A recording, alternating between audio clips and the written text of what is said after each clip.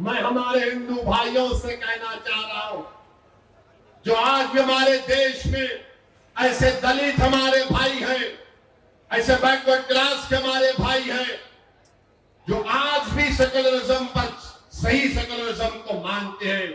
बताइए, दशहरा आ रहा है, ये कौन है ये शख्स, किसके इशारे पर ये हमारे नबी और रसूल सल्लल्लाहु अलैहि वसल्लम की शान में बकवास करता है?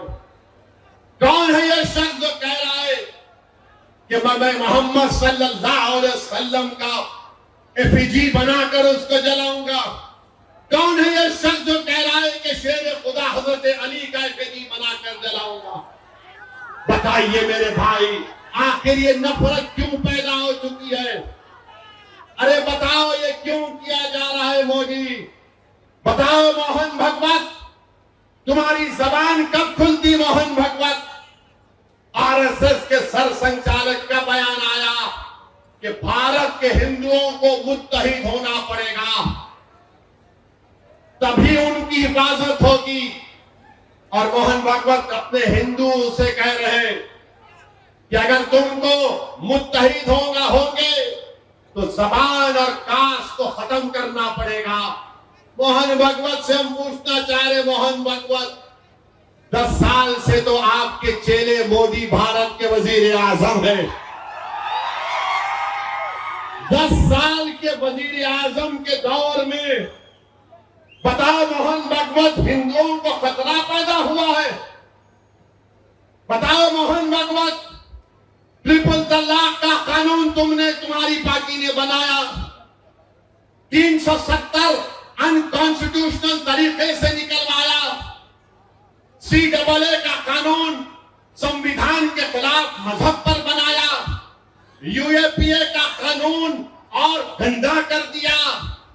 तुमने क्या क्या कानून बना दिए सिर्फ एक समुदाय के खिलाफ, उसका नाम मुसलमान है। और उसके बाद मोहन भागवत 10 साल के बाद कह रहे कि भारत के 78 करोड़ हिंदुओं को खतरा है।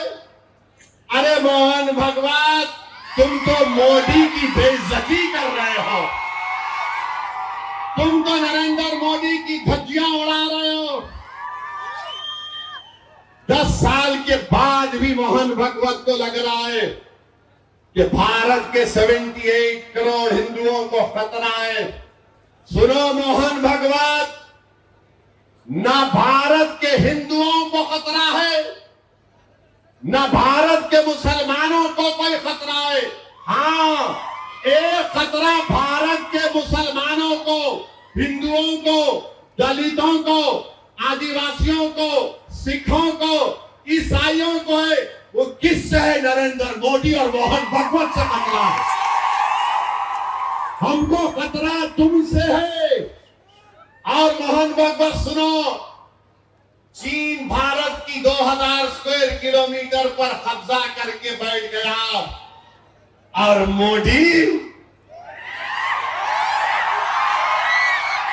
मोदी अमेरिका का सफर करते हैं।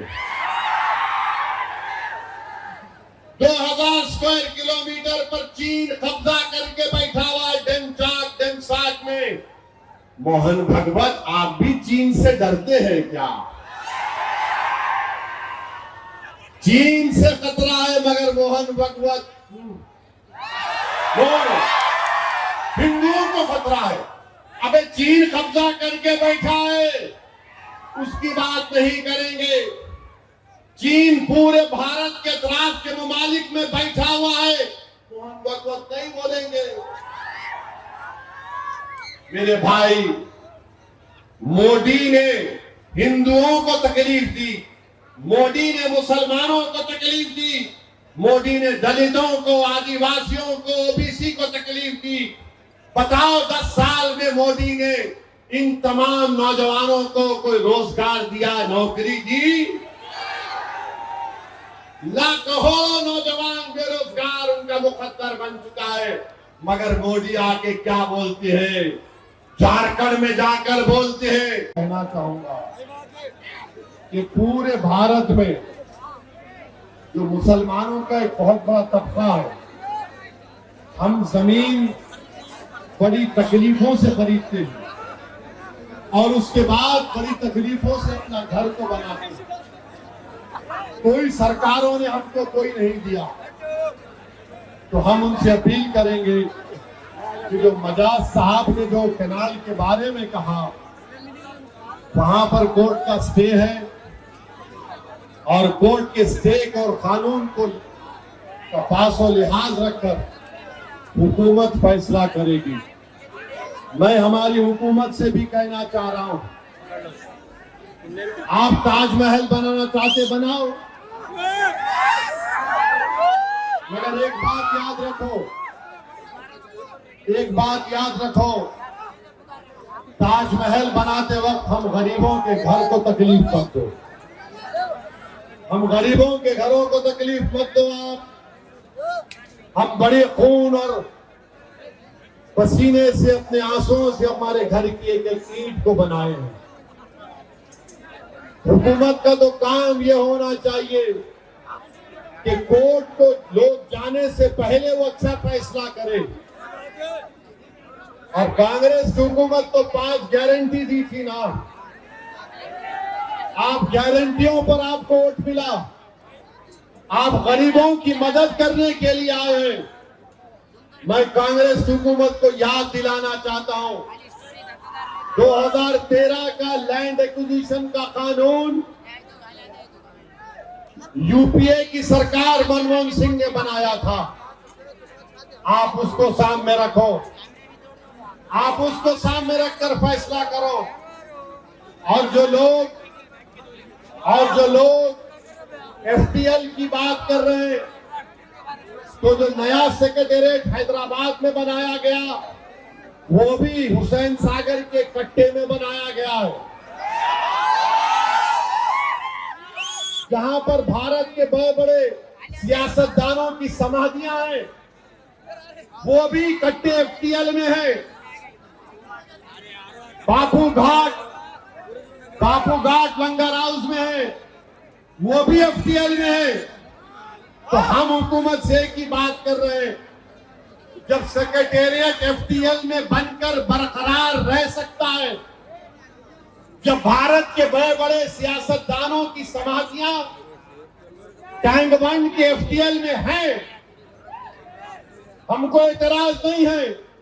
जब सेक्रेटेरिएट रह सकता है, तो गरीब का घर क्यों नहीं रह सकता, मुझे बताओ। उस सेक्रेटेरिएट में केसीआर भी बैठे, अब रेवंत रेड्डी भी बैठ रहे हैं। जब आप दोनों बैठ सकते हैं, तो हमारी अम्मा अपने घर में नहीं बैठ सकती क्या?